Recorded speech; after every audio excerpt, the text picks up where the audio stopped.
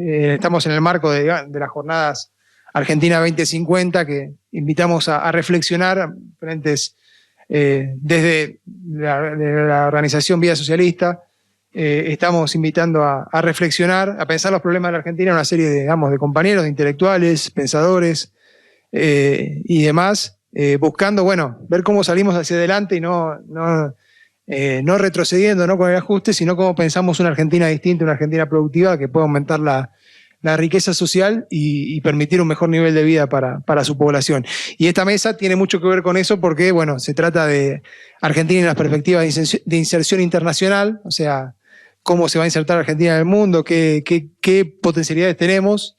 Y aquí estamos presentes, bueno, dos expositores el día de hoy. Agradecemos a Andrés Musacho su presencia. Andrés es licenciado en Economía, doctor en Ciencias Sociales, docente de la UBA, investigador de CONICET y especialista en Historia Económica, ¿correcto? Bien.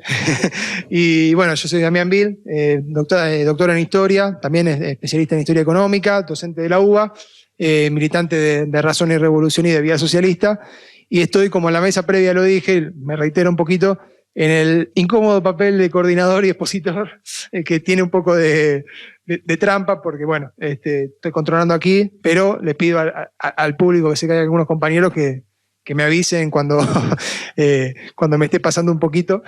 Claro, cuando se tengan que ir, que no sea tan larga la mesa como la pasada, pero no, hubo muy buenos debates, recomiendo verla sobre la inflación argentina, cosa que tiene que ver con lo que vamos a debatir acá seguramente. Mi propuesta era comenzar yo por ser, digamos, parte de la organización anfitriona y dejarlo a Andrés que pueda tener la exposición en segundo lugar y explayarse en su presentación. Y la idea, bueno, hablar más o menos 20 minutos, como somos dos, podemos por ahí disponer un poquitito más de tiempo, y después darle paso a un intercambio, opiniones, debates, etc. En ese sentido, bueno, vamos a ir arrancando. Bien. Bueno, a ver, como planteaba en otras intervenciones, la idea aquí es discutir, digamos, de alguna manera, una propuesta de una Argentina que vaya hacia adelante, que crezca, y en el espíritu de la jornada tienen que ver un poco con discutir el consenso liberal imperante, ¿no? Cuya solución se basa en diferentes modalidades de ajuste y en el cual la mayoría de las expresiones políticas hoy en día, de las tradicionales y de las nuevas expresiones que surgen o que parecen ser nuevas, plantean en diferente grado, ¿no? Una salida por la vía de mayor ajuste que ya se está aplicando de alguna manera, ¿no? Entonces la idea, la cuestión era discutir eso, y la propuesta nuestra de Vía Socialista es, bueno, cómo pensar una Argentina que pueda, a partir de su inserción internacional, incrementar, digamos, su capacidad productiva, su capacidad de producción de riqueza, y que esa riqueza además sea apropiada por el grueso de la población, que nos permita otros niveles de vida. Para adelantar un poquito el núcleo del debate o de la cuestión, nosotros tenemos la fórmula de que el socialismo argentino se resume en la fórmula Corea del Sur más Suecia, ¿no? O sea, para alcanzar niveles de vida de un país nórdico de los 70, Suecia, solamente se llega a ese punto aumentando la productividad del trabajo, o sea, alcanzando la productividad del trabajo de un país como Corea del Sur, que tiene ciertas similitudes a Argentina en cuanto a su grado de población y ciertas ramas de la producción que la Argentina podría pensar en aprovechar bajo otras relaciones sociales. Antes que nada, habría que empezar por ahí con un diagnóstico, y el diagnóstico, me parece que por ahí vamos a estar de acuerdo, es que la participación de la Argentina en el mercado mundial, el tamaño de su economía, decrece, ¿no? O sea, cae. Si bien la Argentina, la estructura económica argentina en términos absolutos crece, o sea, se producen más autos, más cemento, la productividad, los autos que se producen en menos tiempo, o sea, aumenta la productividad, aumenta la cantidad de habitantes, todo lo que hace a los indicadores de riqueza del país crecen, lo hace a un ritmo muy menor que el resto del mundo, ¿no? O sea, y esto se refleja en indicadores como el crecimiento del PBI. Hay otra forma de verlo, pero el PBI de alguna manera expresa con sus mediaciones el tamaño de una economía, y el PBI de la Argentina se va reduciendo, digamos, de mediados de los 60, un 1,6% del PIB mundial, tampoco era una gran potencia, pero era un país, por lo menos que en América Latina estaban, si no primero ahí, superior a otras economías de la región. Hoy día está en torno al 0,5, 0,4%. Es decir, la economía argentina se achica, como dijimos en la mesa anterior. Eso, el problema que le trae es que su participación en el mercado mundial se angosta, su capacidad digamos, de apropiarse valor o de generar riqueza y de apropiarla se reduce, y eso también va impactando en su dinámica económica y en la forma en que reacciona la estructura económica argentina a esa dinámica. Como vimos en la exposición anterior, eso se ve en los índices de inflación, pobreza, etcétera, etcétera. Otra forma de ver el mismo fenómeno, y que nos acerca un poco a la temática de la mesa, es la participación de la Argentina en las exportaciones mundiales. Quizás es un poco tramposo verlo al final de la Segunda Guerra Mundial, pero no obstante, pasando un poquito la Segunda Guerra, todavía está la Argentina en 2%, entre el 1 y el 2% de las exportaciones mundiales en valor, y ya a partir de los 70, cuando mucha de la bibliografía en la historia económica habla de una potencialidad exportadora de la economía argentina en el periodo final de la sustitución del denominada sustitución de importaciones, en realidad su participación desciende. O sea, en el momento de mayor volumen de exportaciones de la Argentina, su participación en el mercado mundial en términos de algo por ahí cercano al valor, o sea, millones de dólares, desciende, ¿no? Acá hay una serie, digamos, de elementos que ayudan a explicar esto. No solo es un problema de la Argentina, el problema no hay que verlo solamente fronteras adentro, sino que tiene que ver con unos cambios a nivel, digamos, internacional del comercio mundial. Lo que primero que hay que observar es que a partir de los 70, con los cambios productivos y la incorporación de Asia, primero Japón, de luego los tigres, Corea, Taiwán, etcétera, Singapur, y hoy día China, la producción de manufacturas que se basa en la región asiática va ocupando lugares cada vez mayores en la región, ¿no? Y lo que ocurre es que las manufacturas de cierto contenido tecnológico, lo que tienen que ver con lo que aparecería en las estadísticas oficiales como manufacturas de origen industrial, ¿no? Con cierto grado de elaboración o de, como se dice, de valor agregado, de la región de Sudamérica se van retrayendo. Sobre todo en el caso de Argentina, después de la crisis de 2008-2009, hay una retracción muy importante, incluso en los mercados regionales. O sea que hay mucho la exportación a Brasil de bienes manufactureros porque avanzan mucho las manufacturas chinas. Se ve muy patente en la industria automotriz, el autopartismo argentino, que es deficitario con Brasil, pero que tenía un comercio en el cual mantenía una serie de exportaciones, desciende muy fuerte y aumenta mucho la participación china. Este es otro indicador que tiene que ver con esto que decíamos, el porcentaje de exportaciones de América Latina. Es una elaboración que hice en base a los países principales de América Latina, Argentina, Brasil, también estaba Venezuela y otras economías, pero que reúne buena parte de la región. Se focalizan en bienes primarios, ¿no? Productos agrícolas, combustibles y minerales, y lo que podrían ser los bienes de cierta composición de alto valor tecnológico o de medio. Hay que desagregar un poquito, habría que hacer un análisis más profundo de estas dos líneas, pero química, maquinaria y equipo de transporte, que ya era poco, en algunos años tiene un crecimiento, pero los últimos tiende a reducirse nuevamente. Lo mismo, esta es otra forma de ver esta misma dinámica a partir del comercio que tiene la región con Estados Unidos. En particular, con Estados Unidos aquí y con Brasil allí. O sea, la participación de productos, de las importaciones de químicos de Estados Unidos, de Sudamérica en los 80 exportaba entre un 3 y un 6%, y de China casi no importaba casi nada. Y a partir del comienzo de los 2000, la participación china se dispara y la participación de los químicos sudamericanos en el mercado norteamericano cae. En Brasil pasa lo mismo, este cuadro es de Beckerman,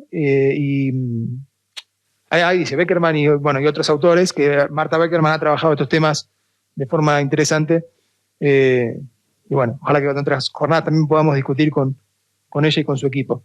Otro elemento que se vincula al problema de la inserción es la integración, ¿no?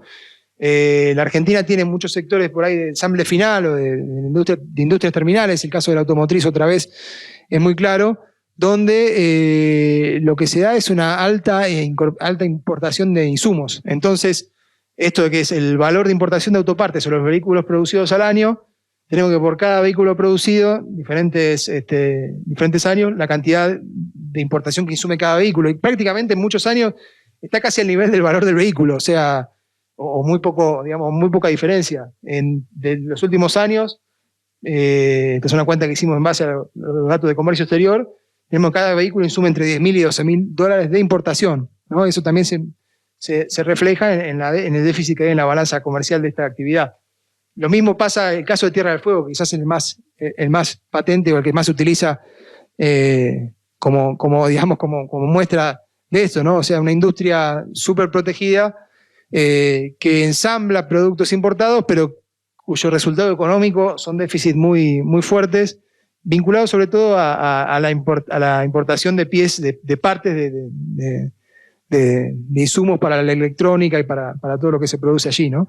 O sea, allí una problemática que también impacta de lleno en el saldo comercial. Esto es el saldo de autopartes. Bueno, esto es lo mismo, déficit de...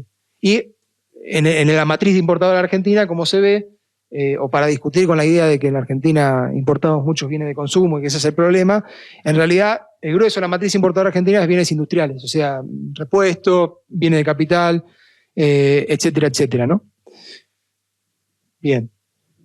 Es lo mismo expresado de otra manera, y acá se ve expresado también el mismo fenómeno de otra manera, que es el balance cambiario por actividad. O sea, cuántas divisas entran y salen por actividad.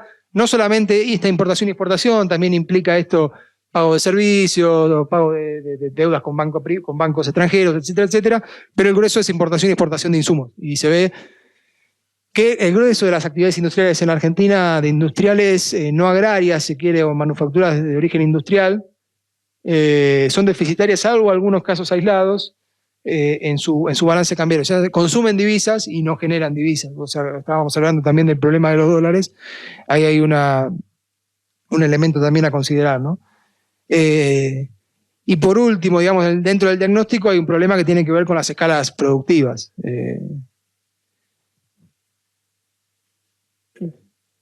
Hay muchos ejemplos, ahí estaba el PBI comparado con otros países, pero otra vez, remitiéndonos a la industria automotriz, la productividad de las plantas de Toyota en el mundo, y la planta argentina está muy atrás en productividad física de vehículos por obrero, con todas las mediaciones que esto puede tener. Pues sí, bueno, son diferentes modelos, pero es un acercamiento a la productividad física, ahí se observa.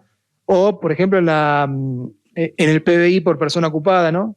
O sea, menor productividad redunda en mayores costos, menores escalas, un nivel de concentración de la economía relativamente bajo, porque muchas veces nos encontramos, incluso en estas jornadas, discutiendo con el problema de que en Argentina las grandes empresas, los monopolios, la concentración, y bueno, y cuando uno observa los datos, digamos, de concentración, lo que se puede uno hacer, digamos, considerar que te acerca a esa dinámica, en las 500 empresas más grandes de la Argentina, no explican más que el 25% del valor agregado. En cambio, en el caso de Corea del Sur, que era lo que nosotros mencionábamos, los grandes chaebols y demás, aplican el 50% o más del valor agregado de la economía y de las exportaciones, ¿no? Por eso también hay un elemento del diagnóstico. Bueno, acá está la participación de los chaebols. O sea, los chaebols son los grandes grupos económicos que se conforman en Corea entre los 60 y los 70. Los grandes grupos que son Kia, Samsung, etc. Otro ejemplo, bueno, la industria del calzado, una industria muy dispersa que produce muy caro y que importa mucho insumo, pero también importa mucho bien final, ¿no? O sea, la Argentina tiene un déficit en el sector del calzado, como tiene farmacéutica y en otras ramas, que me interesa mencionar estos sectores porque son sectores en los cuales la Argentina tiene una tradición histórica. Tenemos una compañera que ha estudiado los procesos de trabajo en la industria del calzado, Marina Cabat, digamos, es una industria que se inicia en términos, digamos, de manufactura moderna, o en términos relativamente modernos, ya en 1870, 1880, con lo cual estamos hablando de un sector de muchísimos años de extensión, y lo mismo con la farmacéutica, que ya en la Primera Guerra Mundial, incluso antes, comienza una producción local. Bueno, vos en su momento también habías avanzado con algunas cuestiones, y tiene una dinámica interesante en la Argentina, ¿no?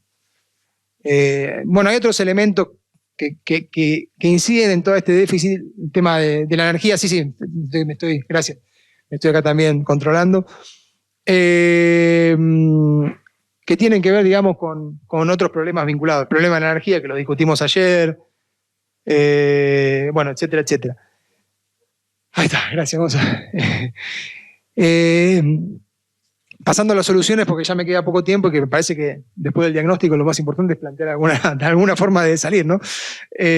A ver, hay soluciones que no son tales, ¿no? O sea, que se plantean como soluciones que nosotros consideramos que no son. Por ejemplo, el liberalismo, que propone una inserción desordenada, o sea, básicamente que el mercado decida, es decir, liberar todas las condiciones de la acumulación o de la supuesta dinámica económica. Pero eso nos va a llevar, digamos, de cabeza a profundizar la reprimarización, porque liberado a la fuerza del mercado, en la Argentina lo que funciona son el agro y muy pocos sectores más, y el resto va hacia la quiebra o a una reestructuración muy feroz, en el peor de los sentidos, ¿no? Y nos embloca en el campo, digamos, de la dinámica quizá de los Estados Unidos, y donde no hay mucho que ganar en esa relación porque hacen lo que nosotros vendemos. O sea, ellos no compran nada de lo nuestro, y también lo que nosotros podemos llegar a venderles no les interesa porque ya también lo producen. El otro sector hoy día, el peronismo o el gobierno, nos propone, digamos, la alianza con China o la alianza estratégica con China, que vaya paradoja también se da en Brasil con todos los gobiernos, ¿no? Pero bueno, eso es tema por ahí de otra mesa y otros debates. Y en ese sentido es reeditar la vieja relación con Gran Bretaña de principio de siglo, pero peor, porque esa relación con Gran Bretaña permitió construir un país, permitió construir una estructura que hoy existe, y la relación con China nos implica, como veíamos en los primeros cuadros, desarmar eso, porque no tiene sentido, ¿no? Lleva al mismo punto que el anterior, que los liberales.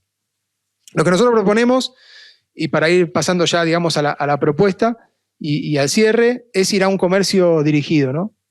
Un comercio dirigido que lo que primero tiene que hacer es tener una política internacional clara. O sea, aquí lo que tiene que cambiar es el sujeto que maneja el comercio y la economía en la Argentina, y el elemento de la planificación, ¿no? Estamos hablando de que esta Argentina la trajeron aquí sus empresarios, su burguesía, y su dinámica está atada, y la dinámica del comercio y la producción está atada a esa forma de reproducción que tiene, que discutimos un poco en la mesa anterior. Aquí otro sujeto tiene que hacerse cargo del Estado. Nosotros confiamos en que una Argentina socialista de los trabajadores puede llegar a cambiar esta dinámica, y en ese gobierno tenía que plantear lo siguiente, o sea, en primer lugar, un comercio dirigido, un comercio en función de la planificación general de la economía, donde tenga unas relaciones, digamos, internacionales o políticas comerciales abiertas, ir a acuerdos con diferentes países, China, India, la Unión Europea, que diversifique la demanda de los productos argentinos, que principalmente puede ser alimento, pero también petróleo, minerales, cobre, litio. Acá hay un ejemplo de una de las riquezas inexplotadas de la Argentina en comparación con Chile. Chile exporta esto en minerales, o sea, en cobre, solamente en cobre. Digamos, la Argentina tiene una riqueza inexplorada, no puede ser que todo el cobre haya caído del lado chileno en la cordillera. Ahí hay una riqueza que la Argentina podría multiplicar, y otros minerales, tierras raras, etcétera, se habló también en otras mesas, ¿no?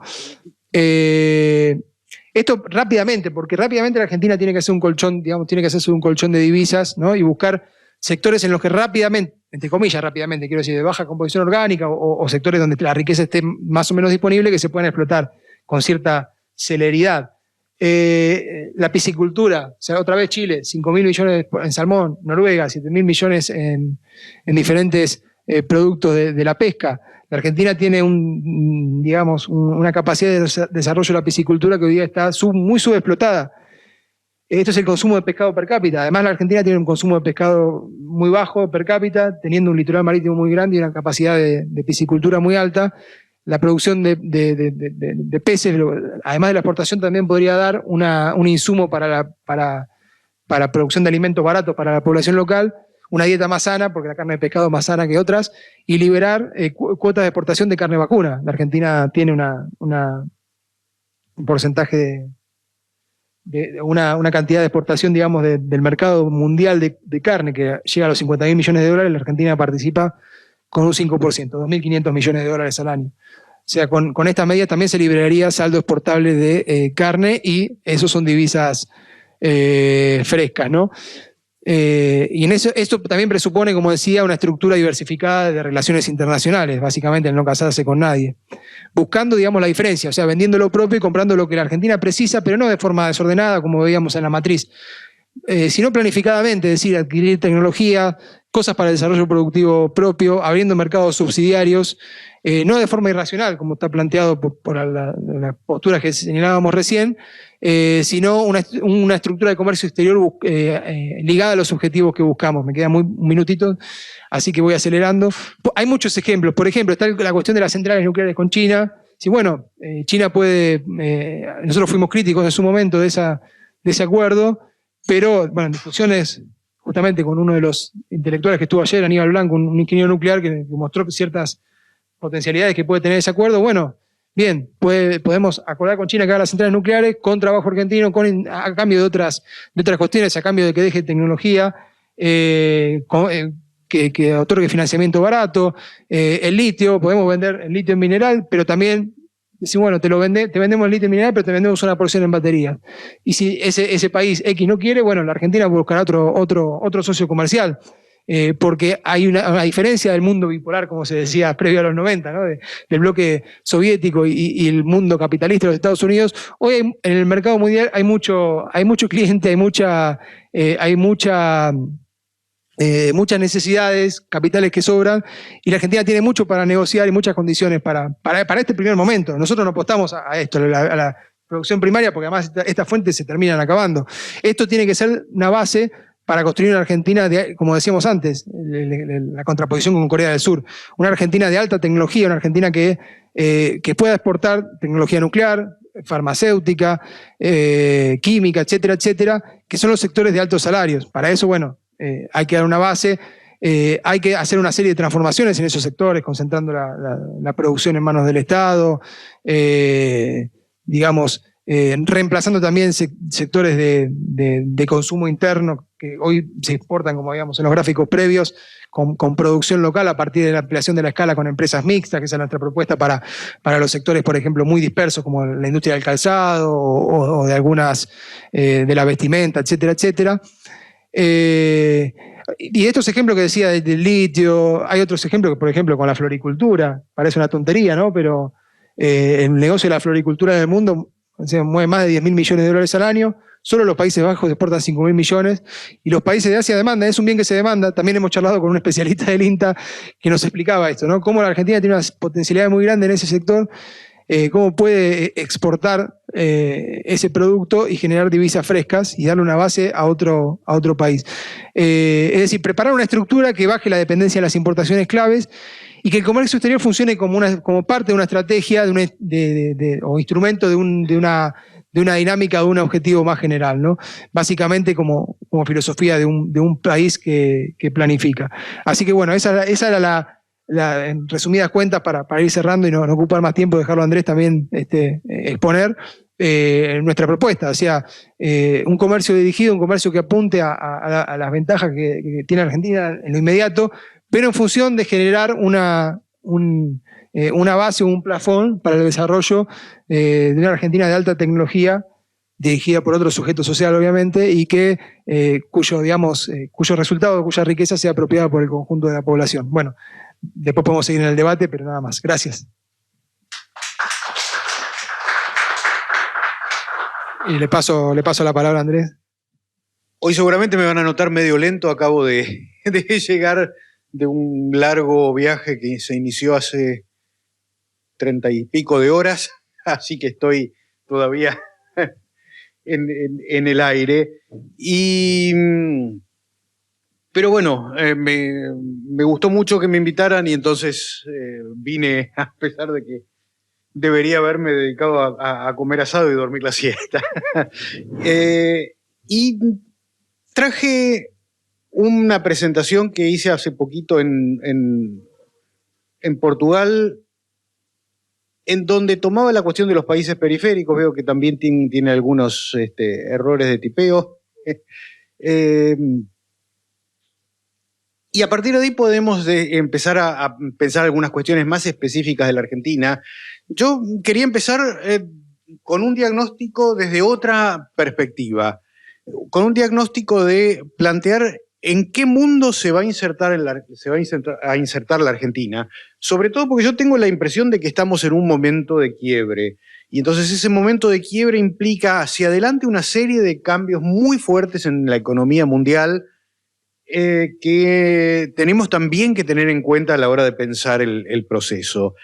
Ese cambio en algunos casos puede ser discutible en lo que respecta a algunos fenómenos concretos, pero me parece menos discutible los efectos que está causando en ese proceso. Enseguida van a entender qué es lo que quiero decir con esto. Yo creo que hay yo voy a jugar con dos momentos. Primero, lo que llamé postales de un mundo contradictorio, porque el elemento que voy a resaltar es que el mundo no está yendo en una dirección. Hay contradicciones muy claras planteadas y con esas contradicciones tenemos que vivir y encontrar espacios donde meter nuestra propia estrategia.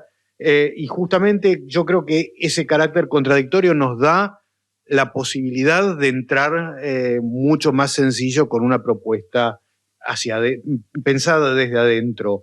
Y el segundo elemento, o la segunda parte, va a tener que ver con cómo vemos, cómo nos metemos ahí o no, o cómo no nos metemos. Eso es otra dirección, otro elemento con el que uno puede jugar. ¿Hasta dónde la Argentina tiene que tener una estrategia de inserción internacional fuerte, o hasta dónde es más necesario pensarse desde adentro y hacia adentro? Es parte del debate. Vamos a las postales de lo que yo llamo un mundo contradictorio, un mundo de trincheras también, con un telón de fondo que es la crisis ambiental, y que debería... Bueno, se ve que se quemó el bosque. Esto era un pequeño video muy cortito de una tormenta muy fuerte que viví hace poco en Misiones. ¿Cómo? Sí, no importa. Era una cuestión más. Ver 30 segundos de una tormenta y plantearse algunos elementos. Vuelvo para atrás, da lo mismo, porque no es importante tener la foto, pero ahí uno puede plantearse si esa crisis ambiental es real o es inventada. Y ahí tenemos discusiones muy, muy intensas. Lo concreto es que, de todos modos, buena parte del mundo se está encaminando a combatir esa crisis ambiental con políticas específicas que tienen que ver también con el comercio internacional, que tienen que ver con los tipos de inversiones que se realizan o no, tienen que ver también con determinadas estructuras morales de negocios. Sobre eso vamos a hablar un poquito más adelante. Y entonces ese elemento, por afuera de la discusión sobre el contenido concreto de la crisis ambiental, que yo creo que en buena parte existe, pero más allá de eso, aunque no existiera, genera algunas condiciones importantes para pensar políticas hacia adelante. Y nos obliga a pensar algunas cuestiones en función de eso. En ese contexto es que tenemos un mundo también cambiante en materia de comercio y estructuras productivas. Tenemos, por un lado, una profundización de algunos elementos que uno podría denominar de la globalización, cadenas globales de valor que se siguen profundizando, Lo de cadenas globales es interesante porque en realidad nos saca la cuestión de la acumulación de capital del foco de la discusión. Esto lo debatíamos hace algún tiempo en las jornadas de economía crítica. No me termina de convencer el término, pero es fácil de entrar sin necesidad de explicar también media hora otro tema. En ese contexto aparece una muy fuerte presencia de conglomerados digitales. Para quienes les interese la cuestión, hay un trabajito mío que salió publicado hace un mes y medio en nuestra revista del Instituto Ciclos, donde analizo las nuevas condiciones de explotación y de acumulación de plusvalor a partir de la economía digital, que tiene mucho menos que ver con la productividad y mucho más que ver con la explotación de una visión ampliada de lo que es la acumulación originaria y de extracción lisa y llana de plusvalía absoluta, más que la cuestión de la plusvalía relativa, y bueno, por supuesto, la economía de rentas como elemento central. Esos conglomerados digitales plantean una dinámica, plantean una lógica todavía más globalizada que la que uno veía en los años 90, 2000, tratando de escindirse incluso del espacio físico y tratando de, desde el espacio virtual, controlar los procesos que de todos modos necesitan contenido físico concreto, y ahí también la discusión, la desmaterialización es imposible sin una fuerte base material que sostiene la acumulación de capital y la acumulación de plusvalor. Entonces, no hay desmaterialización, no hay, y no hay posibilidad, al menos por ahora, de escindirse de el espacio concreto, porque en algún lugar tiene que estar el servidor. Entonces, de una forma o de otra, aparecen vínculos con el territorio. Y en ese contexto también una lógica del sector financiero cada vez más globalizada, con bancos que cada vez más escapan, o sectores, grupos financieros que escapan cada vez más al control de estados específicos, los bancos sombra y demás. Frente a eso aparece de todos modos un proceso de desglobalización también marcado con el recentraje en espacios locales y regionales de producción y de consumo, y aquí la pandemia tuvo también un impacto fuerte en acelerar este tipo de tendencias que ya existían. La idea de que la crisis ambiental nos obliga a menos transporte y por lo tanto centrarnos en la producción y el consumo de productos biológicos regionales, con distribución local, muy basada en la cuestión del momento del año. No es adecuado para conservar el medio ambiente consumir en invierno naranjas que tengo que traer de la otra punta del mundo o frutillas que tengo que traer de la otra punta del mundo, y entonces en invierno consumiré manzanas que produzco en mi región.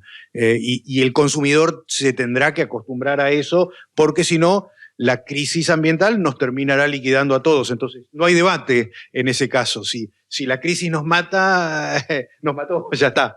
Decía un viejo amigo alemán, disfruten de este calorcito, estaremos en presencia del verano más fresco de los próximos 30 años.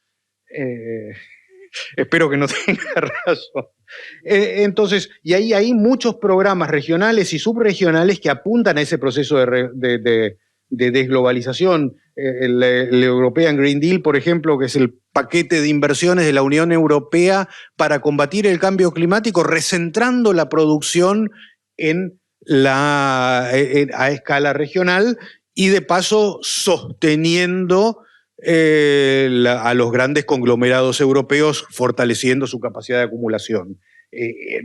Digamos, este es el elemento central del programa. Yo charlaba varias veces, me tocó compartir alguna actividad con la ministro de Agricultura y Ganadería de la provincia de Baden-Württemberg en Alemania, y ella me explicaba los programas en marcha para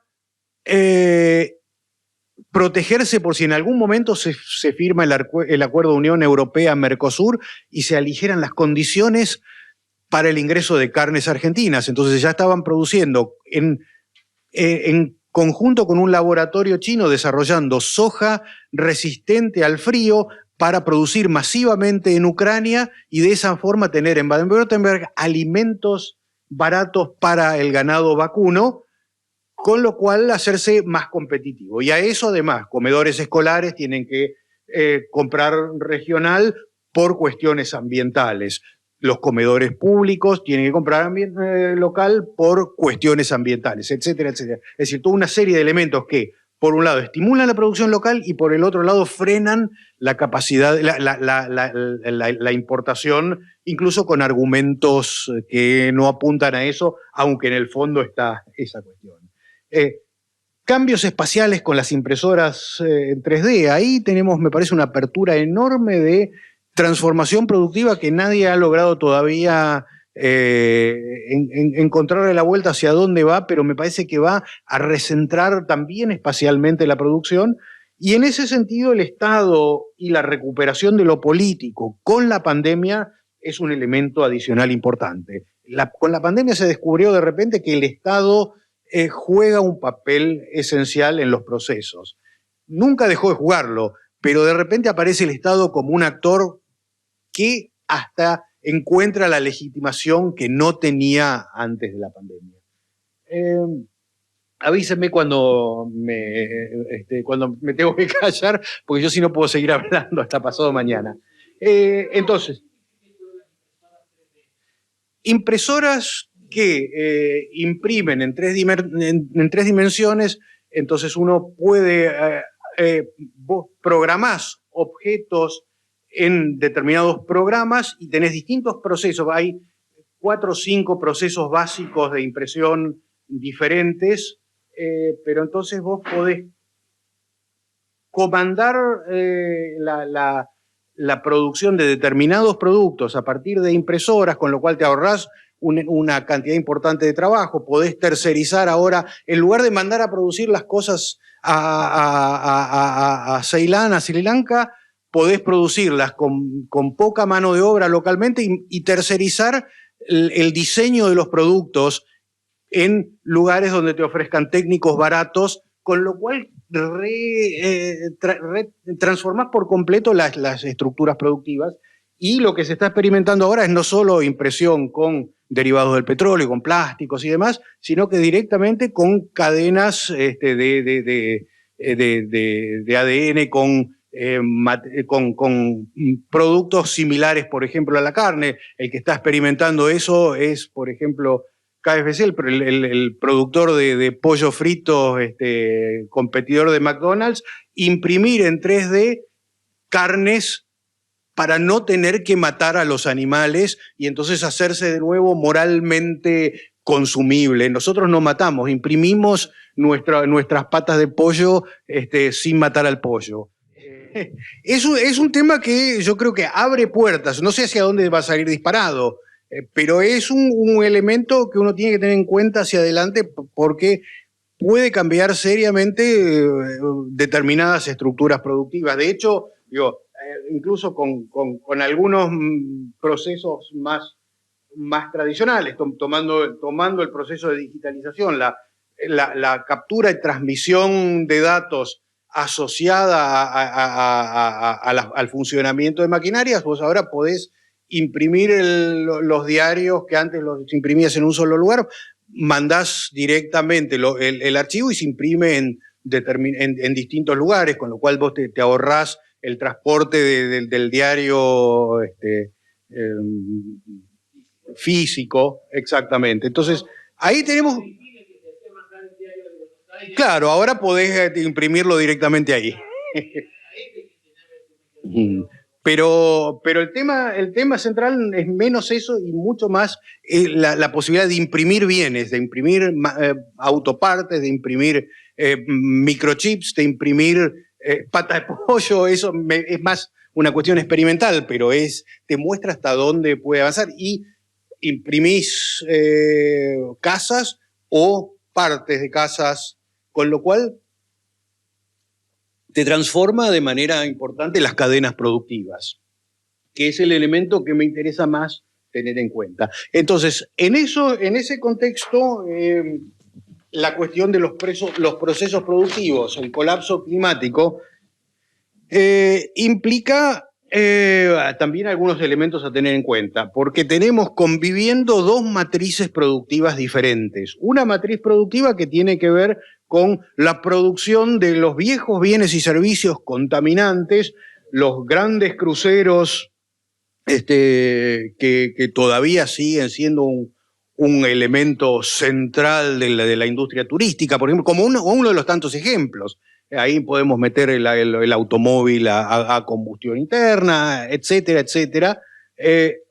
Mientras empiezan a desarrollarse algunos productos nuevos, en este caso, por ejemplo, barcos eléctricos mucho más chicos, con un impacto ambiental muchísimo menor, y que empieza a generar algunos cambios importantes que detrás pueden tener de todos modos enormes procesos de deterioro ambiental, porque muy lindo el auto eléctrico, muy lindo el barco eléctrico, pero ¿de dónde sale la energía eléctrica? Todavía la matriz eléctrica sigue estando centrada en la combustión de hidrocarburos. Entonces, por el momento es solamente trasladar el lugar donde producís el impacto ambiental.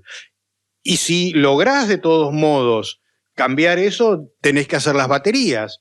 Y esas baterías pueden ser de litio, y ahí tenemos un problema ambiental importante que puede ser también un problema político importante, porque siempre recuerdo yo este viejo tuit de Elon Musk donde justifica en términos de nosotros tenemos que defender las políticas contra el cambio climático, y si eso nos obliga a echar a la mierda a un tipo como Evo Morales porque nacionaliza la industria del litio y no nos deja determinar cómo, dónde y cuándo se explota el litio, pues habrá que hacer el golpe de Estado. Tenemos el derecho moral de hacer un golpe de Estado por razones climáticas. Entonces, esos procesos pueden también estar vinculados a problemas políticos muy serios para quienes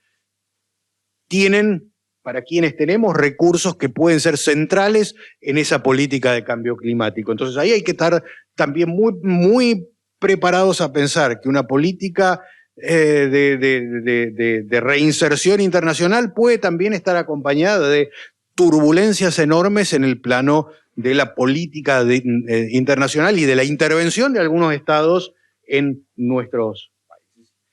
Mientras tanto, tenemos comercios y estructuras productivas que también se muestran fuertemente contradictorias, procesos productivos tradicionales, la vieja jaula donde se mandan los obreros para la mina hacia abajo y que tiene como centro fundamental ganancias, ganancias y más ganancias, donde externalizamos el impacto ambiental y eso hace abaratar los costos, donde el impacto sociolaboral también está externalizado, y si uno explota a los trabajadores hasta reventarlos, bueno, es el costo de producir,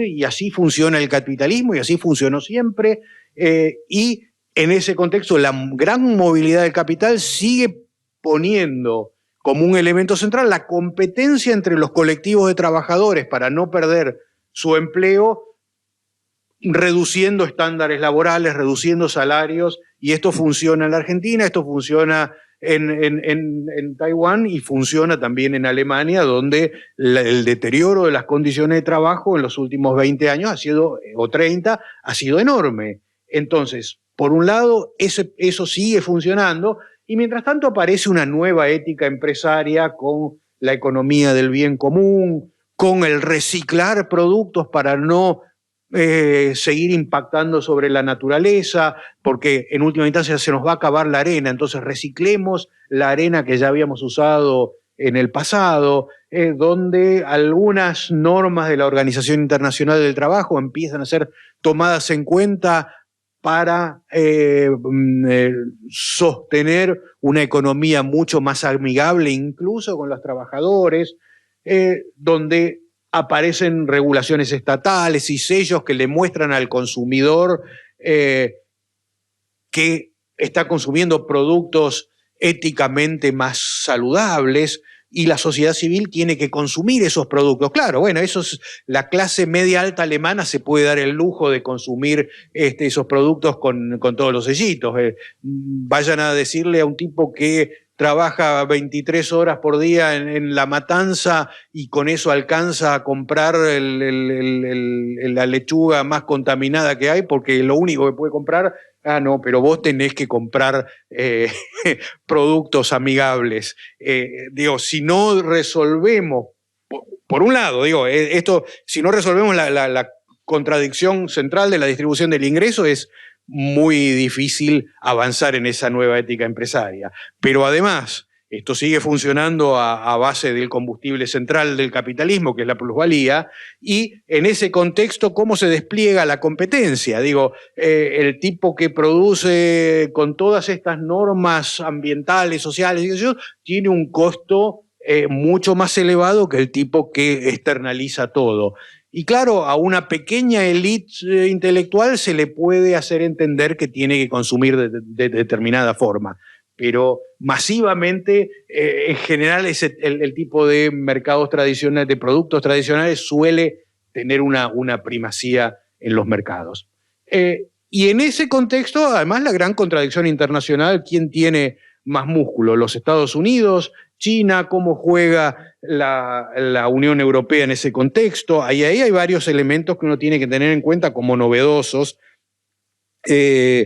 Digo, el avance de China con la ruta de la seda, que sigue sumando casilleros, pero mientras tanto Estados Unidos controla determinados procesos y determinados, por ejemplo, microprocesadores que son centrales para el desarrollo tecnológico. Y digo, cuando uno veía la pelea proteccionista de Trump, los medios le decían a uno: Trump no quiere que le entre el acero chino. Mentira, el tema eran los microprocesadores. No quería que los chinos puedan producir, y por eso en el centro estaba la pelea con Huawei, con el gran productor de celulares, pero también de las tecnologías de desarrollo de 5G y de 6G. Entonces, ¿quién controla esos mercados de 5G y de 6G, que son los elementos centrales para el salto tecnológico que se está produciendo? Ahí está el gran proceso. Y en ese contexto se necesita una enorme construcción de infraestructura, y eso implica infraestructura para el desarrollo de las cuestiones tecnológicas, pero también infraestructura de caminos, infraestructura de edilicia, etcétera, etcétera, etcétera. Y ahí tenemos en la construcción de infraestructura, no en Estados Unidos, sino en China, sino en todo el mundo, un elemento central de la disputa. Y el otro elemento central de la disputa, la infraestructura, tiene que ver con la extracción de recursos naturales. Bien, entonces ahí hay otra gran puja. Y lo que todavía no tenemos es un proceso que nos lleve a determinadas normas de convivencia. Estamos en pleno proceso de despliegue de la guerra y de ver, en realidad fui muy de salón. Quería poner quién la tiene más larga, pero todavía están midiendo. Entonces, pero en esa medición tal vez tenemos nosotros la chance de jugar con las contradicciones. Y en ese contexto, la guerra como de Ucrania como catalizador, con el proceso, con la aceleración de la crisis capitalista internacional, la inflación, los problemas de energía, alimentos, la aparición de vulnerabilidades muy fuertes en todo el contexto internacional, con un comercio internacional que además ahora se torna cada vez más conflictivo, con cambios importantes en las conductas de los habitantes. Digo, yo estuve los últimos meses en Alemania, y lo que hacíamos todos era apagar la calefacción y consumir y calentar con madera. Yo no prendí la calefacción, estuve desde noviembre, no prendí la calefacción un par de días nomás, porque no tenía ganas de salir a buscar la leña al fondo, pero entonces ahí hay algunos cambios importantes, con la idea de que además hay que ahorrar porque todo sale mucho más caro, y y en este contexto además los aumentos de tasas de interés para frenar la inflación que cambian la relación entre producción y sector financiero. ¿Cómo pensamos el desarrollo de las fuerzas productivas en América Latina y en Argentina en este mundo? ¿Es posible? ¿Quién sabe? Ahí aparecen nuevos y viejos debates a partir de un punto de partida que tenemos que tener en cuenta y que para cada país de América Latina es distinto. Entonces las particularidades nacionales son relevantes, no somos un gran paquete. Hay algunos elementos que son comunes, pero hay algunos elementos que son específicos. La pobreza y la miseria es un elemento común con tintes diferentes en cada país.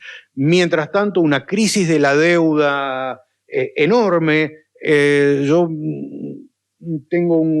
soy parte del consejo asesor de lo que vendría a ser Jubileo Alemania, que hace un informe anual muy fuerte, muy bien armado, viendo la evolución del proceso de endeudamiento, y tenemos fuera de los países de la OECD, el nuevo informe da algo así como si no recuerdo mal, eran 135 países que o han ingresado ya en una crisis de cesación de pagos o están al borde de hacerlos. Entonces la crisis de la deuda no es un elemento menor a tener en cuenta en esa constelación. Mientras tanto tenemos un largo proceso de desindustrialización. Acá en Argentina algunos verán que metí un poco la mula porque quienes pasaron por Cañuelas saben que esto no es una fábrica, pero tiene buena pinta de fábrica abandonada. Y lo concreto es que el proceso de desindustrialización existe más allá de esto. Una crisis ambiental enorme que tiene en la quema masiva de bosques. Todos los europeos se alarman con la quema de bosques en el Amazonas, y yo digo, en Argentina desapareció casi por completo el bosque natural. Es peor todavía la crisis desde esa perspectiva, y como eso tenemos la minería a cielo abierto, etcétera, etcétera, etcétera. Con países fragmentados, fracturados políticamente de una manera irreconciliable, y me parece que esto tiene que ver poco con una cuestión de grietas alimentadas por la prensa, que alimenta. Me parece que lo que hay también es una fractura real en las estructuras sociales de los países, y con el avance, en este caso, les dije, esto lo presenté hace poquitos días en Portugal, y por lo tanto lo adapté a los europeos, pero en el original estaban Macri, estaba Bolsonaro que quedó, estaba este muchacho, ¿cómo se llamaba? El directivo de Shell, que después fue nuestro ministro de Energía, etcétera, Aramburen. Entonces, en ese contexto, ¿cómo pensamos una política de desarrollo hoy? Por supuesto, no tiene que ser una política de catch-up, no tenemos, y menos en un proceso de crisis y de transformación, no tenemos que tener el modelo norteamericano hacia donde nos tenemos que orientar. Me parece que hay un cambio tecnoproductivo que abre que abre ventanas importantes para nuevas tecnologías si las aprovechamos rápido. Digo, en algún momento había que ser líder en la producción de molinos de viento para generar energía. Ahora probablemente eso ya nos quedó atrás, lo cual no implica que no desarrollemos ese sector de manera acelerada, pero difícilmente ya podamos colarnos ahí como grandes productores y exportadores. Pero me parece que se abre ahí una cantidad importante de ventanas que uno puede pensar. Pero claro, para eso no solo hay que pensarlo, sino que hay que planificarlo, y el Estado juega un rol central. Los libritos de Mariana Mazzucato, con los simplones que son, me parece que nos muestran muy bien que todo el complejo tecnológico norteamericano, por ejemplo, y buena parte del europeo y demás, es mentira que sean todos tipos que en su garage desarrollaron grandes computadoras. Tienen una enorme financiación atrás por parte del Estado. Tiene que ver también, y esto para nosotros tiene que ser un elemento tabú que no debemos ingresar, la economía de guerra juega un papel central. Digo, yo siempre les digo a mis alumnos, miren la página de Boeing. Fíjense cuán poquitos son los aviones aerocomerciales y fíjense cuántos aviones de guerra muestran en la página. Esos aviones de guerra los financió el Estado. Con esos aviones de guerra pudieron financiar el cambio tecnológico que después aplican a la producción civil. Entonces, es mentira que Boeing sea un gran generador de tecnologías a partir de su propio reciclaje de la plusvalía. Se lo financia el Estado. Y para eso digamos, necesitamos un plan con prioridades, con ritmos, con una buena matriz de insumo-producto, que además de nuestras, digamos, los objetivos hay que definirlos, pero a partir de ahí también tenemos que ver en esos objetivos qué vamos a necesitar de materias primas, qué industrias intermedias son necesarias, y ahí la planificación me parece que es central.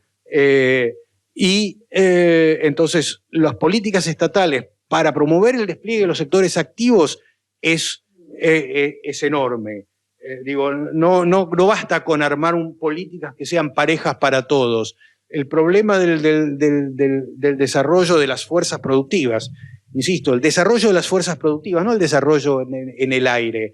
Esto es uno de los dos elementos con los que juega Marx, lo toma de List, y alguna vez busquen cuántas veces cita List a Marx en el Capital.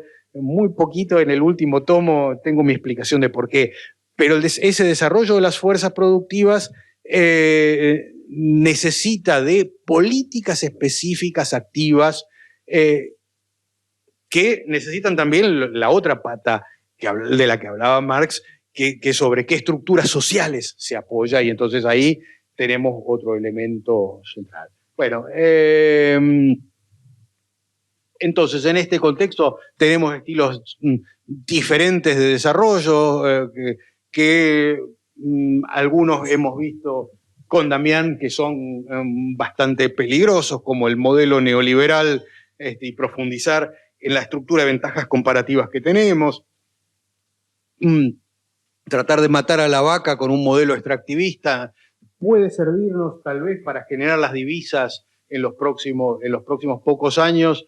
Habrá que sopesar ahí cuánto reventamos para cuánto sacamos, y una perspectiva de un desarrollo de fuerzas productivas planificado con sectores prioritarios, con un ritmo intenso, es esencial. Ya voy cerrando, entonces para eso el elemento de la diferenciación es central. No es lo mismo Portugal, Irlanda, Argentina o Brasil. Cómo logramos ese equilibrio en la obtención de divisas sin reventar el medio ambiente, y me parece que ahí lo que han tratado de vendernos en los últimos, bueno, yo diría en las últimas muchas décadas, es que lo que no es negociable es un tipo de cambio libre, y entonces cuando meten controles de cambios hacen todo lo posible porque no se note, y se nota más y se nota peor. Entonces, desde hace muchos años tenemos controles de cambio que son poco eficientes como instrumento y que tienen todos los problemas del control de cambio sin ninguna de las ventajas. Hagamos un control de cambio en serio, racionemos las divisas en serio. Y si algunos muchachos no se pueden ir a Brasil en los próximos 5 veranos, y bueno, que no se vayan a Brasil. No hay que tenerle miedo a que algún sector de la clase media se enoje, o que algunos sectores productivos sean inviables y no encajan dentro de las prioridades y no reciben divisas, o que las paguen más caras. Curiosamente, el modelo ideal de control de cambios es el del viejo Pinedo de los años 30. Un viejo conservador y liberal como Pinedo nos pone a mano un instrumento exquisito, y decimos, no, porque eso está mal, es moralmente cuestionable. Y tenemos que seguir permanentemente la cuenta corriente como elemento central, y ahí la cuestión de la deuda nos llevará a algunas discusiones importantes. Y en ese contexto hay que hacer una transformación cuantitativa y cualitativa de la demanda, o tomar en cuenta la transformación cuantitativa y cualitativa que se está produciendo en la demanda externa para repensar también el perfil productivo en lo que respecta al sector exportador. Si el sector exportador debe liderar o no el proceso de transformación interna, yo soy bastante reticente a pensar eso, porque entonces nos vamos acomodando a las necesidades del resto del mundo y no a nuestras propias necesidades. Y, por supuesto, lo que planteaba Damián, por ejemplo, cómo explotamos algunos elementos que van a ser centrales hacia adelante, pero nosotros, no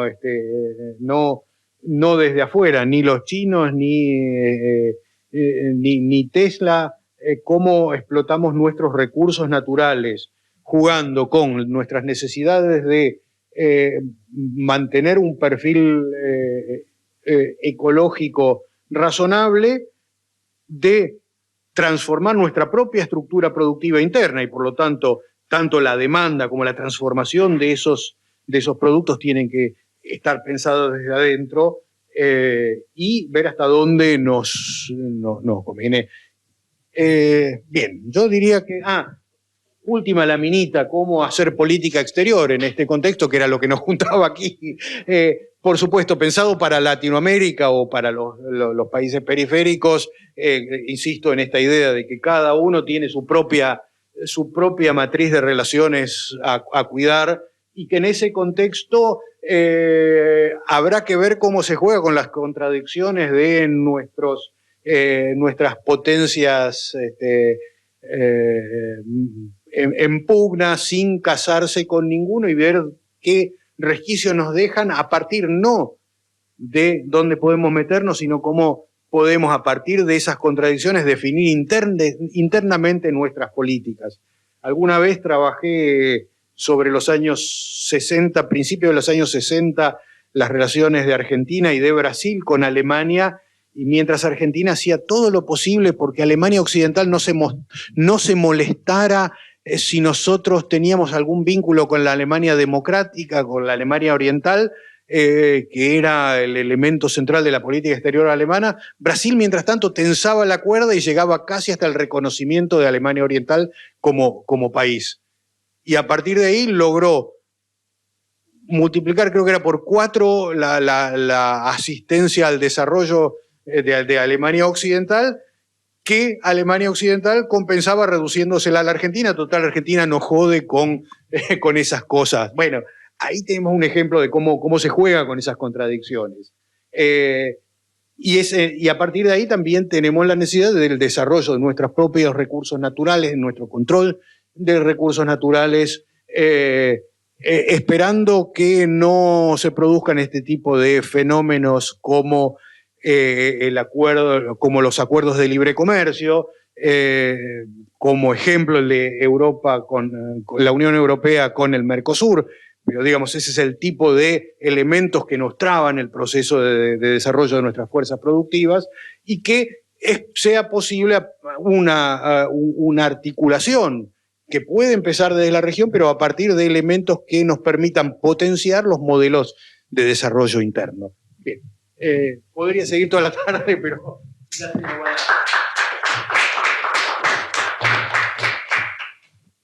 Bueno, muchas gracias, Andrés. Sí, una exposición extensa, pero me parece que meritaba escuchar y continuar, porque además, como dijimos, somos nosotros dos, pero también vamos a dar un lugarcito al público a que pueda manifestarse, consultar. A mí después me quedaron una serie de cuestiones a resaltar, me parece algunas cosas complementarias y que dijiste que están muy interesantes. Por ahí mi posición fue más en términos generales de hacia dónde apostar, y vos marcaste algunos elementos que están muy buenos para debatir, y bueno, puede ser también incluso para otra mesa más como la anterior, que disparó un montón de puntos para seguir discutiendo y trabajándolos a futuro. Pero bueno, pasemos a los comentarios, preguntas, críticas, intervenciones, consultas. Así que está abierto. Te pasamos... Sí. Más que nada por la grabación, para que quede la pregunta. Sí. Porque después subimos, editamos la charla, la subimos. Sí. Debidamente documentado. Todo lo que digas puede ser usado en tu contra. Bueno, buenas tardes para todos. Soy Martín, soy trabajador de la salud, trabajo en el Hospital Posadas. Bueno, interesante las dos exposiciones. Por un lado me gusta mucho la historia y me inquieta mucho la economía. Así que tengo preguntas para los dos. Por un lado, vos que tenés una mirada histórica, me gustaría saber tu opinión del impacto que tuvo la posición del peronismo con respecto a la Segunda Guerra Mundial y la neutralidad, y qué castigo tuvimos que pagar a posteriori, ¿no? Por esa cuestión de neutralidad con respecto al poder que tenía Estados Unidos para permitir un desarrollo industrial o no. Eso por un lado. Y por otro lado, para vos que sos economista y que estuviste en Alemania, una pregunta muy sencilla que a veces nosotros desde Argentina se dice: ¿por qué Alemania se levantó de las cenizas de la Segunda Guerra Mundial y termina siendo una potencia económica, la principal potencia económica europea, y nosotros, con todos los recursos que tenemos, nunca terminamos de despegar? Me parece que es una pregunta que muchas veces se hace, que bueno, sé que tiene muchas aristas, pero me gustaría saber tu opinión.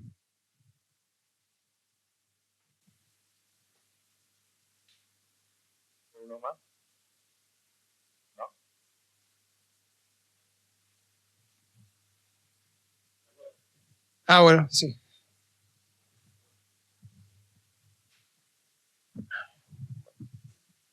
Buenas tardes, profesor.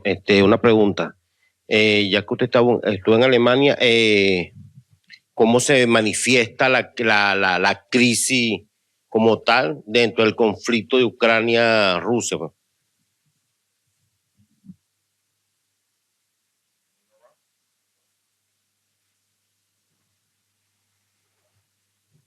Si te parece, Andrés, ¿te parece que empiezo yo y te dejamos el cierre de la charla vos? A ver, la pregunta mía que me hizo acá el compañero Martín, quizás es más histórica y también da para debatir bastante. Ahí te recomiendo el libro que publicamos de Marina Cabá, de Perón Leaks. Ahí,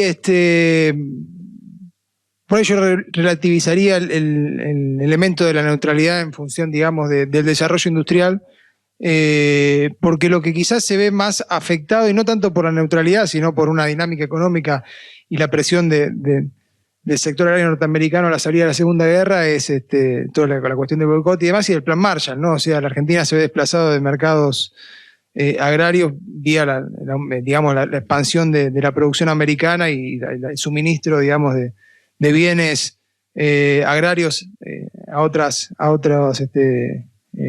países, sobre todo a los que están afectados al plan Marshall, que desplaza, digamos, la producción agropecuaria argentina, que incluso también explica algunas de las apuestas fallidas de IAPI en ese momento, y bueno, cómo eso que se pensaba de que IAPI como capturar, digamos, renta o divisas internacionales por la venta, por la compra a menor precio y la venta, termina siendo sostenido por la vía de emisión monetaria, ¿no? Porque se hacen muchas ventas a crédito que nunca se cobran, bueno, etcétera. Ahí en el libro Marina por ahí lo desarrolla y lo han trabajado otros autores también.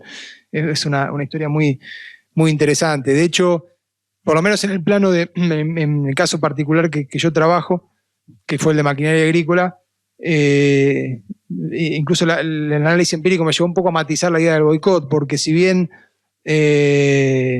Estados Unidos, que era por ahí el principal exportador hacia la Argentina, digamos, tenía su principal proveedor en los Estados Unidos de maquinaria, durante la época del denominado boicot 42-49, en realidad continúan, digamos, las importaciones americanas, bajan, pero en el sector de maquinaria agrícola continúan, y la Argentina consigue, digamos, también suministro de otros países, más cercanía con Alemania, con Italia, etcétera, etcétera, que después van a ser los países digamos, de origen de los capitales que se van a instalar en la industria automotriz, Fiat, y en la industria del tractor, Hanomag, el FAR, todas las empresas que ya no existen más, pero que tenían capitales alemanes, italianos, etcétera.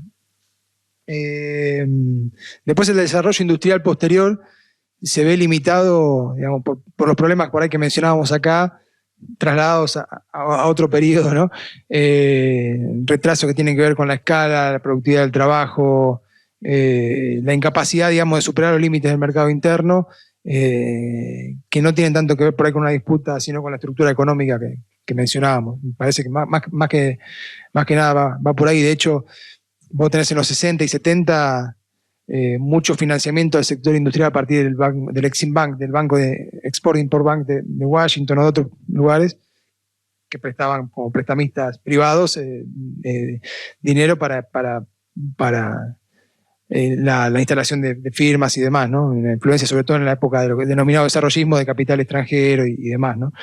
Y los límites están vinculados a esto que señalábamos antes, ¿no? Un sujeto social que digamos, ha llegado el sector, digamos, el empresariado argentino, la burguesía, que ha llegado a su límite histórico, está agotado y no tiene posibilidad de esto que mencionaba Andrés, a nuestro entender, de desarrollar las fuerzas productivas. Y termina comiéndose al país, ¿no? O sea, comiéndose el país por la vía del endeudamiento, por la vía de los subsidios, esto que por ahí desarrollamos un poquito más en la charla previa, sobre cómo funciona la estructura económica argentina y cuáles son sus límites, ¿no? Sin romper esa traba, me parece que estamos condenados a repetir la dinámica que yo mencionaba al comienzo. Más o menos, bueno, va por ahí la respuesta, puede ser mucho más amplia y seguir charlándola, pero parece que va por ese lado. Y a mí me interesaba recuperar algunas de las cosas que señalaba Andrés, que esto que yo les decía antes, ¿no? Me parece que su exposición tocó un montón de temas muy interesantes y también introdujo muchos elementos de la dinámica económica internacional, ¿no? Ahí, para destacar un par de cuestiones con las cuales coincido. Por un lado, el tema de la tecnología del conocimiento es un sector, digamos, que ahí hay una cuestión hasta incluso donde el tema de la clásica escala cambia un poco la dinámica, ¿no? Todo el tema del Big Data y de la industria del software y demás, donde se quiere por ahí, en función de lo que hablabas, al final hay un nicho una ventana de oportunidad que quizás sea un poco más amplia para un país como la Argentina, vinculado también a todo lo que se denomina como el capital humano, ¿no? La Argentina, si algo tiene, y dentro de América Latina, es la formación de recursos humanos de alta calidad desde hace tiempo, a pesar de toda la crisis que la discutimos en otras mesas, ¿no? De toda la degradación educativa de los últimos tiempos. Todavía hoy la Argentina se destaca, un país que ha, digamos, generado 3 premios Nobel en ciencia y demás. Parece ser una cosa, bueno, que ha hecho que muchos hermanos latinoamericanos vengan a estudiar al país, también tiene que ver con ese prestigio y demás. Y que además la Argentina es un gran productor de cerebros para extranjeros. Si formamos un montón de gente acá que no encuentra ocupación, digamos, productiva, porque el país no se la da, y termina trabajando para el capital extranjero en los países, digamos, ¿no? Sea para las empresas u organismos oficiales de, no sé, qué sé yo. Claro, bueno, sí, mismo, también. Sí. Sí, pero más cercano aún, cada tanto aparece en el diario algún argentino que está participando de algún proyecto, no sé, o sea, de la Agencia Espacial Europea también vinculado a desarrollo médico, lo que fuera, ¿no? Pero eso es común y esa es de lo que está detrás de la famosa fuga de cerebros, ¿no? Acá, bueno, podemos hablar largo y tendido de los salarios de los investigadores y del personal ¿no? que se desarrolla ciencia técnica. No nos hace falta ir a Europa, digamos, comparado con Brasil o México estamos bastante atrás. Eso, bueno, por un lado ahí hay un sector a explotar, sobre todo, incluso en muchas actividades, por ejemplo, otra vez, maquinaria agrícola. Mucho de la competencia internacional está pasando por eso, por no tanto quién maneja el fierro, quién hace el mejor fierro, quién hace la mejor máquina, sino quién maneja el Big Data, ¿no? Quién maneja todo el servicio de satelital que te indica el rendimiento, el gasto de combustible, que te indican desde las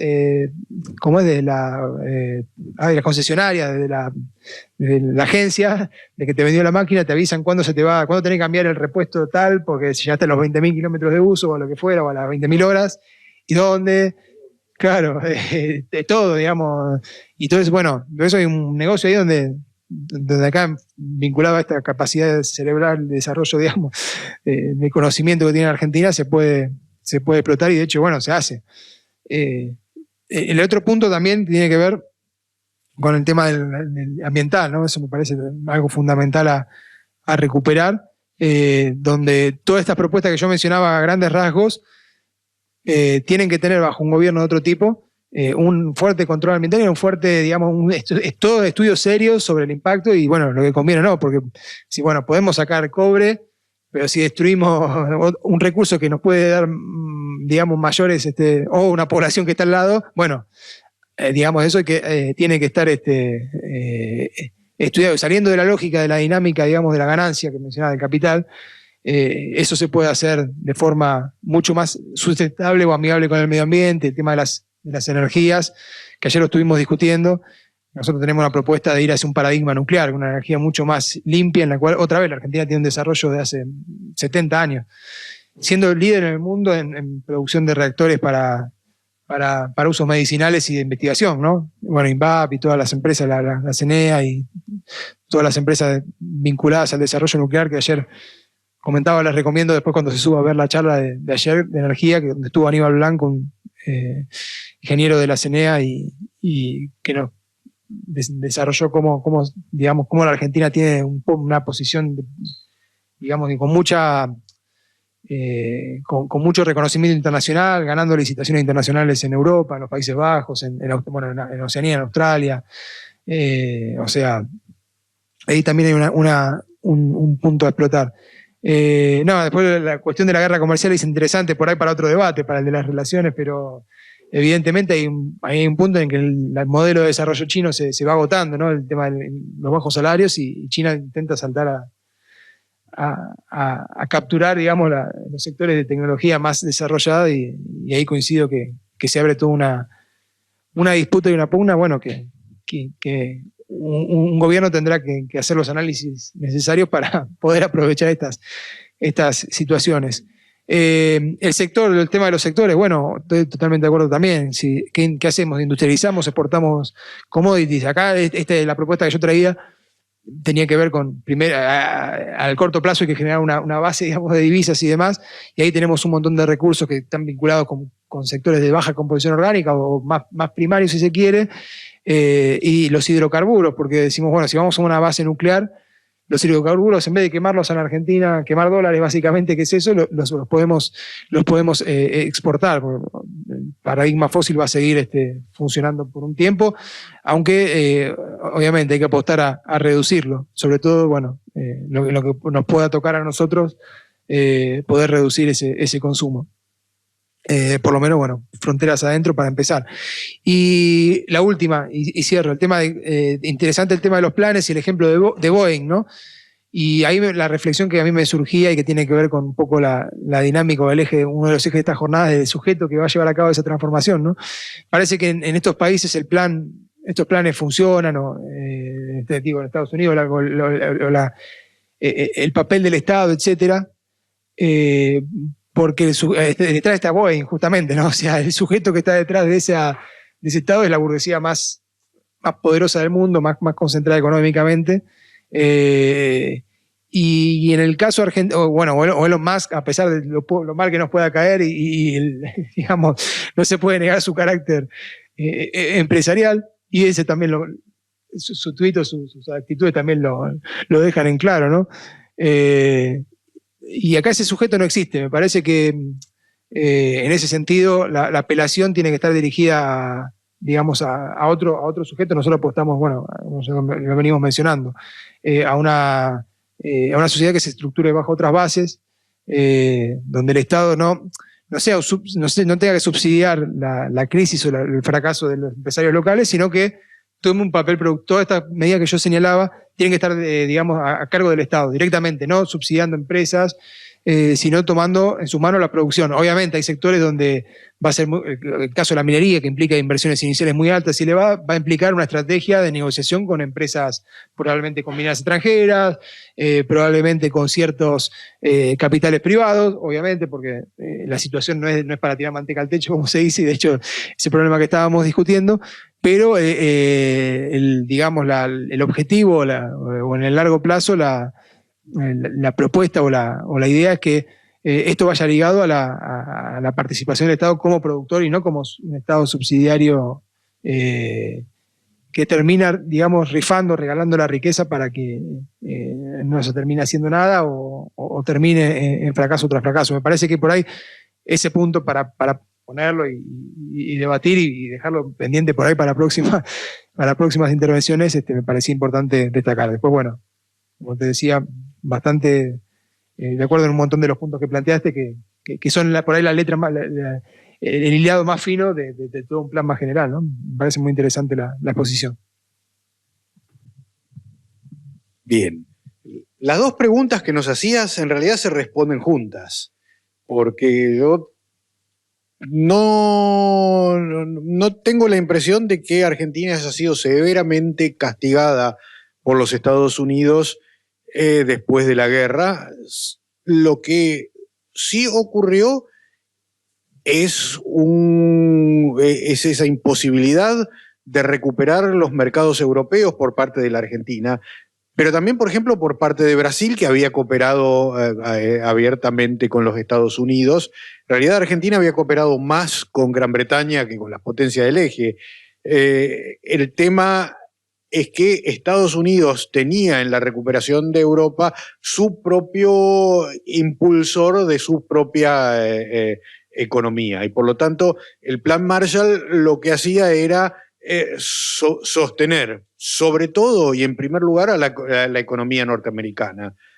Y tomando en cuenta que los productos argentinos eran fuertes competidores de los productos norteamericanos, no hay una cuestión de boicot en el fondo como elemento central. Después está toda la retórica y qué sé yo, y es cierto que Estados Unidos presiona por algunas concesiones y demás, pero el punto fundamental es que las exportaciones a Europa eran el elemento central para evitar un nuevo coletazo de la crisis que todavía tenía temor.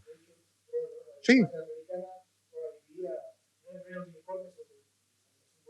Sí. El Departamento de Estado tiene ahí fuertes contradicciones en su percepción en lo relativo a la Argentina, y que no son percepciones de políticos, de política, sino de que hay un sector muy fuertemente vinculado al lobby agropecuario, y otro sector vinculado, por ejemplo, a Rockefeller, que es en algún momento secretario para América Latina, que ve en la expansión industrial de países de América Latina, como Argentina, como Brasil, elementos de su propia estrategia, y por lo tanto avanza hacia un vínculo mucho más blando. Y esas pujas internas en realidad repercuten en las políticas norteamericanas. Ahora, el centro de atención de la política norteamericana era justamente la confrontación con la Unión Soviética y con el bloque soviético.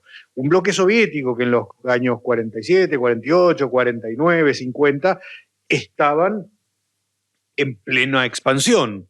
Entonces, lo que había que hacer era tabicarlo, ponerle una frontera para que no siguieran avanzando. Uno está acostumbrado a ver la última parte, el último tramo de la Guerra Fría, con el muro donde la Unión Soviética es impermeable y los países del bloque soviético intentan frenar cualquier avance del contrario. Un muro defensivo. En los 40 el muro defensivo lo quiere poner Estados Unidos.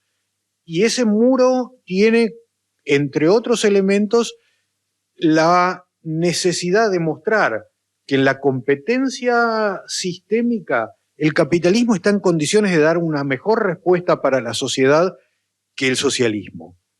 Y en ese contexto Alemania juega un papel fundamental. Entonces la reconstrucción alemana tiene como uno de los elementos centrales un programa masivo de apoyo de los Estados Unidos con la intención de evitar el avance de ideas socialistas, con la intención de evitar que en la comparación el capitalismo salga perdiendo, con la intención de evitar que los sectores sindicales se radicalicen, y entonces la idea es que en el marco de mejores condiciones de trabajo, de mejores condiciones salariales, se los pueda vincular y articular a un consenso político que no se discute. Entonces, ¿quieren más salarios? Más salarios. ¿Quieren mejores condiciones de trabajo? Acá están. No jodan con ideas radicales. Ese es el precio. Y entonces, en ese contexto aparecen además algunos elementos adicionales. La destrucción del aparato productivo alemán no había sido tan grande, sí en la infraestructura, las ciudades, la pérdida de vidas, pero el aparato productivo había estado menos golpeado. un aparato productivo que había tenido también una transformación productiva importante en los años 30, en línea con la propia transformación productiva norteamericana. Por lo tanto, la imposición de nuevas formas de trabajo, de nuevas rutinas, de la línea de montaje y demás, es en Alemania particularmente fácil porque se acopla a algunos elementos del modelo de los años 30.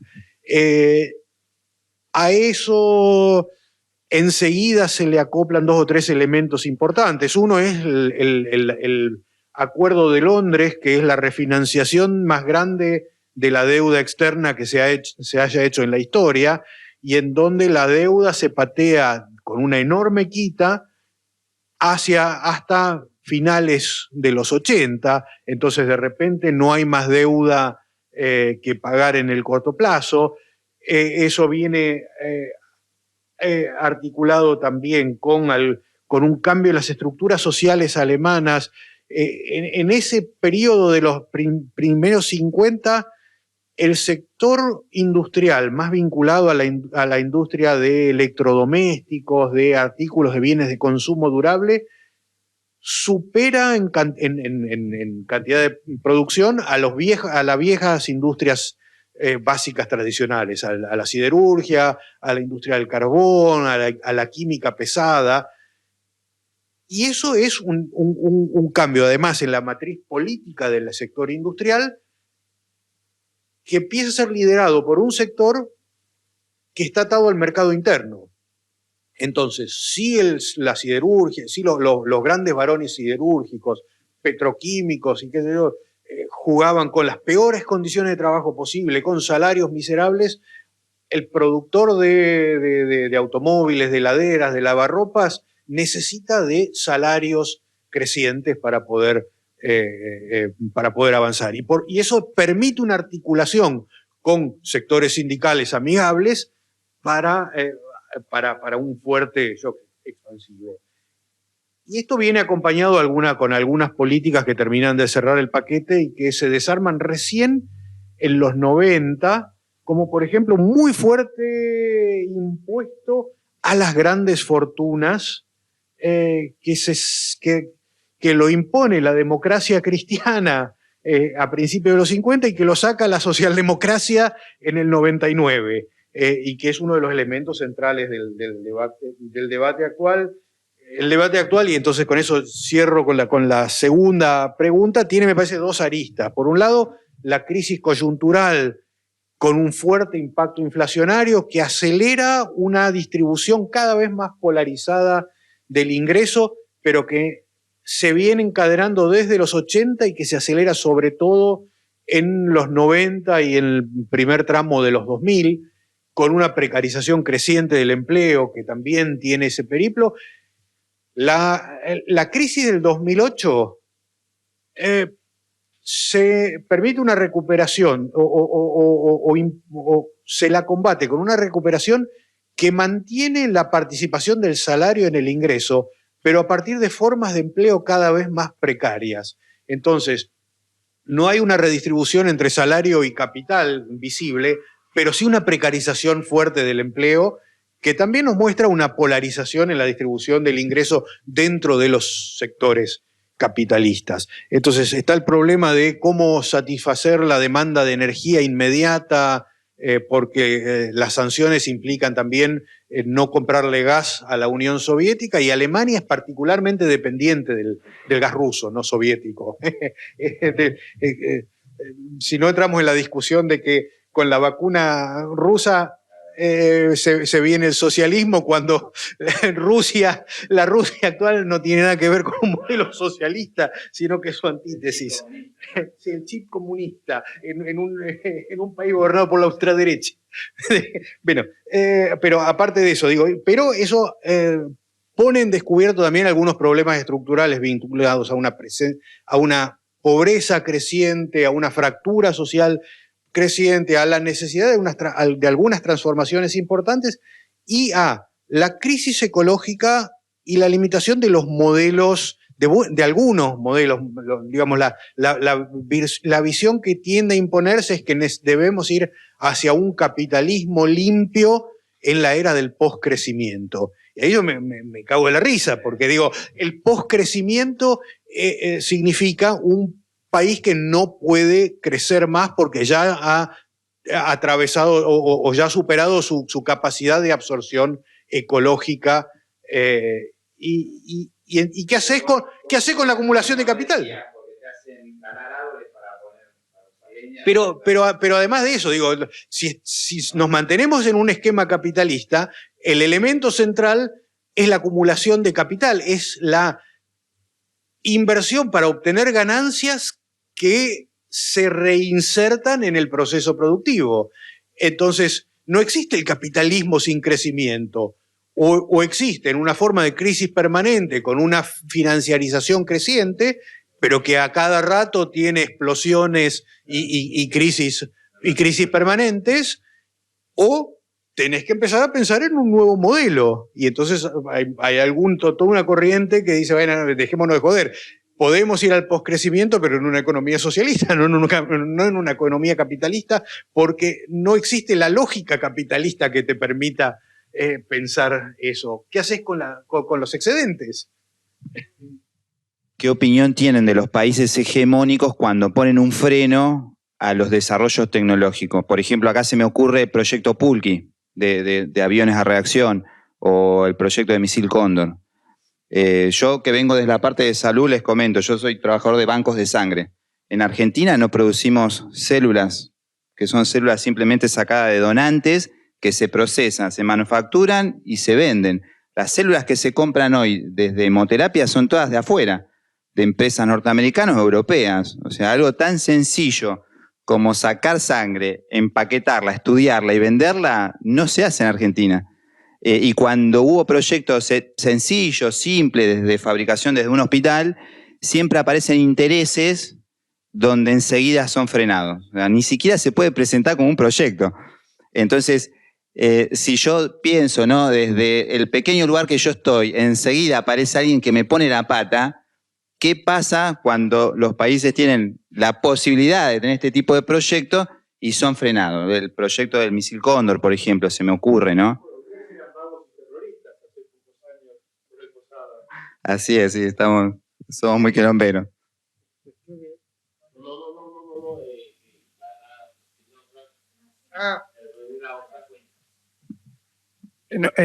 Breve, a ver, sí, da para mucho, parece que va para ver cada caso particular. Yo creo que pueden aparecer, digamos, intereses particulares. El caso que dijiste vos del Pulqui, habría que ver si realmente como producto era realmente una promesa o fue, digamos, más que un proyecto que parece que no sé si funcionaba tan bien. Yo me acordaba por ahí de cuando mencionaste el Pulqui, también, sí.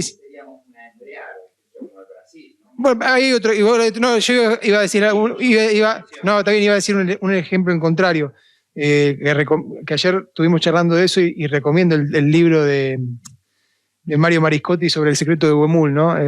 O sea, cómo se inicia la energía nuclear en Argentina, que es, digamos, tiene ribetes dantescos toda la situación con Richter y la fusión nuclear.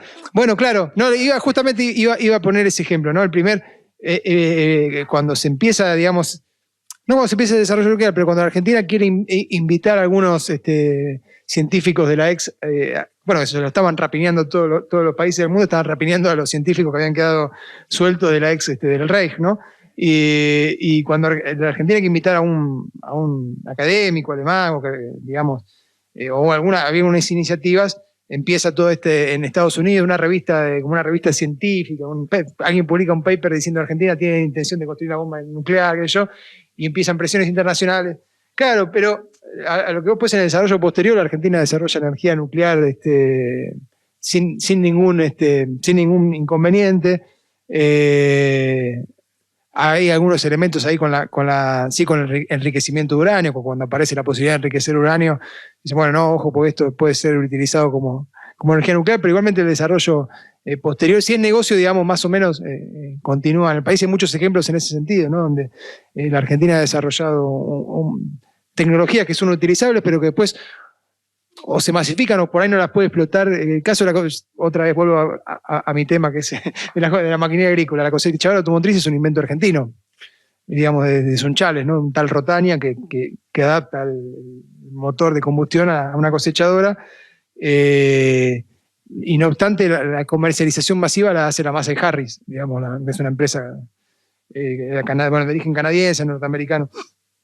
Que ahí otra vez vuelvo a los límites, digamos, de la estructura industrial argentina, y se puede aparecer esto que decís vos, ciertos elementos, que hay una presión, no hay intereses, pero en general hay muchos inventos, muchos desarrollos argentinos que no son, sí, ya vamos terminando, que no se pueden desarrollar por la falta, digamos, de escala o de rentabilidad, y que son desarrollados por otros países. Nos están cortando, así que lo dejo a Andrés cerrar con la respuesta sobre esto. Sí.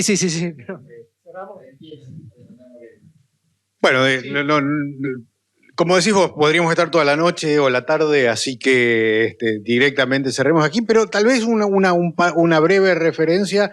Justamente en ese momento, más o menos por el momento del Pulqui, se abre una ventana que es el hecho de que el mundo se mueve en otra parte, la Guerra Fría, y eso genera una desconexión en un terreno que es seguro, porque en última instancia América Latina es seguro hasta la Revolución Cubana, que permite ciertos desarrollos que normalmente se trata de cortar de raíz. Y no se puede cortar de raíz solamente, me parece, cuando es un proyecto de la sociedad que la sociedad lleva de manera sostenida hacia adelante. Bien, cerremos acá porque si no... Bueno, muchas gracias, Andrés, muchas gracias a todos. Gracias por invitarme.